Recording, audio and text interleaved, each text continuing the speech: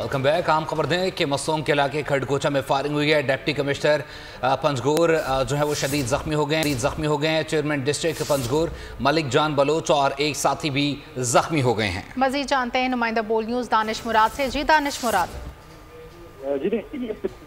मसूम का इलाका है खड़कोचा, यहाँ पर नामालूम अफराद ने फायरिंग की है, जिसके नतीजे में जो चेयरमैन पंजगोर के वो और कमिश्नर जो पंजगोर है वो दोनों ज़राए के मुताबिक फायरिंग जो है वो नामालूम की जानिब से की है। जबकि अब जो सूरत हाल है वो ये पांचों को जो है वो अस्पताल मुंतकिल किया है, जहाँ ये बताया जा रहा है जदीद ज़राए उनकी जानिब से कि जो डिप्टी कमिश्नर है उनकी हालत तशवीशनाक है, उन्हें बेहतर इलाज के लिए कोई मुंतकिल किया जाएगा। और जो डिप्टी कमिश्नर पंजगोर की हालत तशवीशनाक बताई जा रही है। फायरिंग नामालूम अफराद की जानिब से हुई। बहुत शुक्रिया दानिश मुराद।